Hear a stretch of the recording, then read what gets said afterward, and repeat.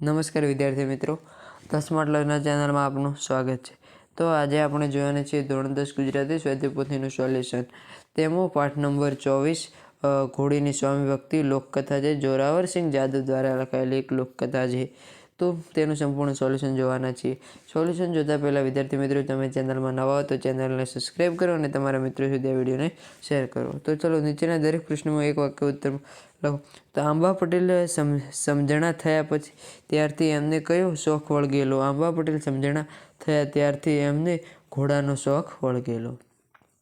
તો અહીં તેવા જ ટૂંકા પ્રશ્નો આપેલા છે, તે આપ જોઈ શકો છો. અને ટૂંકા પ્રશ્નોની સાથે સાથે તેના જવાબ પણ લખેલા છે, તે આપ જોઈ શકો છો.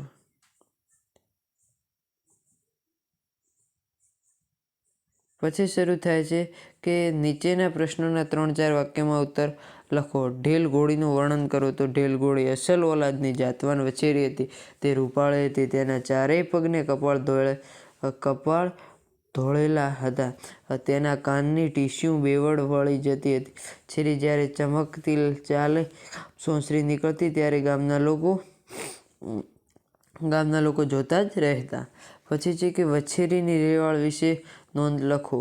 તો તેનો પણ સંપૂર્ણ જવાબ અહીં લખેલો છે, તે આપ જોઈ શકો છો.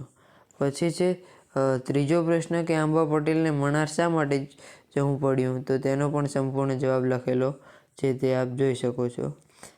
પછી છે કે પૂરમાં ડૂબતા આંબા પટેલ કેવી રીતે જીવતદાન મળ્યું? તો તેનો પણ સંપૂર્ણ જવાબ લખેલો છે, તે આપ જોઈ શકો છો. પછી શરૂ થાય છે કે નીચેના પ્રશ્નોના 10-12 વાક્યમાં મુદ્દાસર ઉત્તર લખો. આંબા પટેલ ઢેલ ઘોડીને કઈ રીતે ઉછેરી હતી? તો આંબા પટેલ ઘોડીના શોખીન હતા. તેમણે ઘોડીને કેવી રીતે ઉછેરી હતી તેનું સંપૂર્ણ વર્ણન કરવાનું છે. તો અહીં સંપૂર્ણ તેનું વર્ણન કરેલું છે, જે આપ સ્ક્રીન ઉપર જોઈ શકો છો.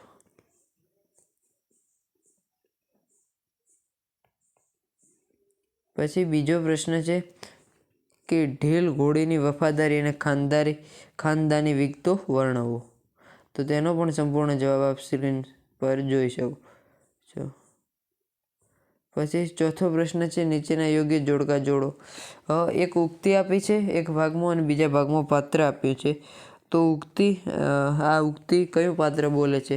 તો કાલ્યનું વાળું ધરે આવીને કરીશ. આંબા પટેલ ભલા થઈને હવારે મહુજણામાં જાવ તો આંબા પટેલના ઘરવાળા ભણાભાઈ ઘરે અંધાય છે તો હાંજા નવરાને મામી માળો ભારે છાતી સલો આદમી સૌ. પછી છે ઉક્તિને પાત્ર બીજું, તેમાં કે બળદ વચ્ચે ગાડાનું પૈડું અડી ગયું તું ને. તો આ વાક્ય કોણ બોલે છે? મામી. પણ ભાયા ભરવાડના ઓહડિયામાં ભારે કાહરી કરી. આંબા પટેલ બોલે છે. પછી આ ઘોડીને તો મારે ચૂડલો અમર રાખ્યો પટલોણી. અને પછી જે કામ હોય એ પડતા મૂકીને મણાર આવીને રોટલા શીરાવજો. તો કોણ બોલે છે? મામા. પછી વિભાગ C શરૂ થાય છે. વ્યાકરણ વિભાગમાં સાચી જોડણી શોધીને લખો. મુશ્કેલ, રૂપિયા, વીજળી, પથ્થર, ઉંમરલાયક, ફળિયું.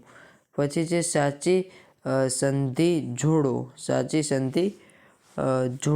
સમાચાર, સમવત્તાચાર, સમાચાર, ઉપવત્તાધિ, ઉપાધિ.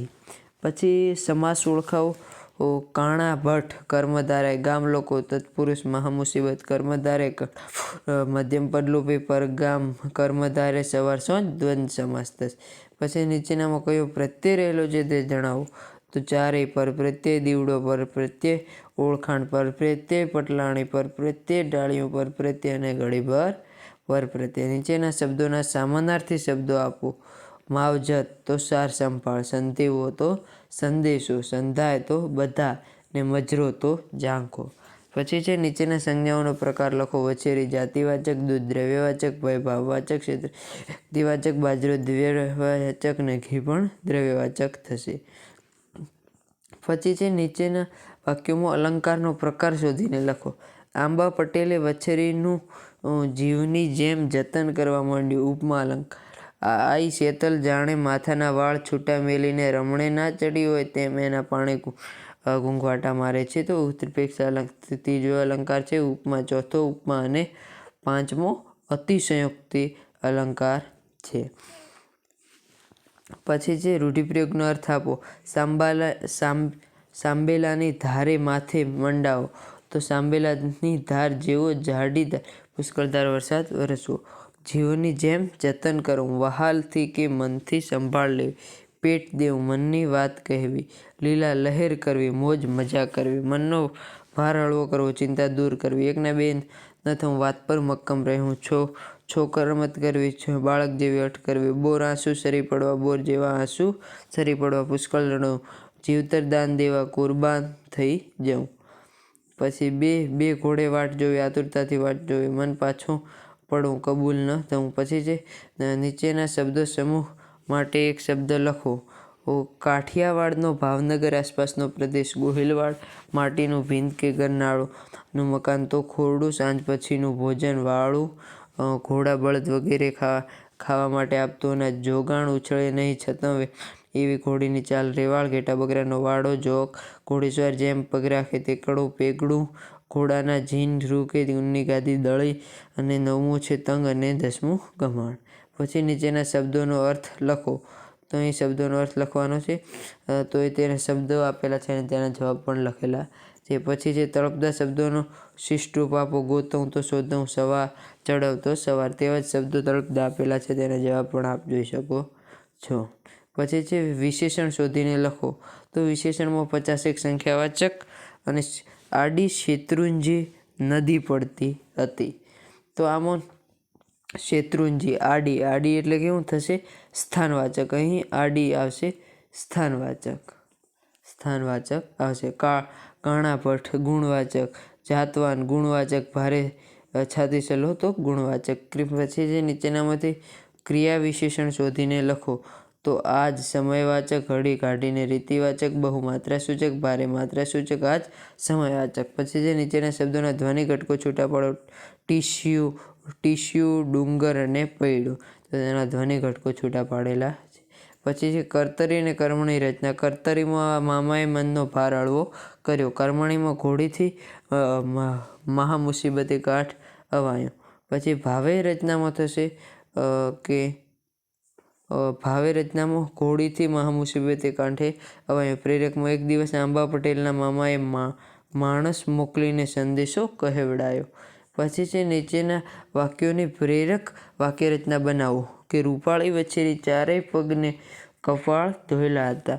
તો રૂપાળી વછેરીના ચારેય પગને કપાળ કોઈની પાસે ધોવડાવેલા હતા. તો તેવા જ અહીં પ્રેરક વાક્યો આપેલા છે અને તેના જવાબ પણ લખેલા છે, તે આપ સ્ક્રીન પર જોઈ શકો છો. તો આ વિદ્યાર્થી મિત્રો આપણે જોઈ ગયા ધોરણ 10 ગુજરાતી સ્વાધ્યાય પોથી. તેનો જ લાસ્ટ છેલ્લો પાઠ 24મો પાઠ. તો તેનું સંપૂર્ણ સોલ્યુશન અહીં સ્વાધ્યાય પોથીના 24 પાઠ પૂરા થાય છે અને તેના 24 પાઠનું આપણે સોલ્યુશન જોઈ ગયા. તો આપણે એક પ્લેલિસ્ટ બનાવેલું છે, તેમાં આપણે બધા જ પાઠ મળી જશે. તો વિદ્યાર્થી મિત્રો, હજુ સુધી તમે ચેનલને સબસ્ક્રાઈબ ન કરી હોય તો ચેનલને સબસ્ક્રાઈબ કરો અને આ વિડીયોને તમારા મિત્રો સુધી શેર કરો. ને આપણે એક વોટ્સઅપ ગ્રુપ બનાવ્યું છે, તે વોટ્સઅપ ગ્રુપમાં હજુ સુધી આપને જોડાયા તો જોડાઈ જાઓ. તેની લિંક ડિસ્ક્રિપ્શનમાં આપેલી છે. અને ટૂંક જ સમયમાં બોર્ડની પરીક્ષા માટેના મોસ્ટ ટાઈમ પ્રશ્નો આવવાના છે. તો હજુ સુધી તમે ચેનલને સબસ્ક્રાઈબ ન કરી હોય તો ચેનલને સબસ્ક્રાઈબ કરો અને બેલ આઇકન પ્રેસ કરો, જેથી દરેક વિડીયોની નોટિફિકેશન તમને સર્વપ્રથમ મળતી રહે. Thank you.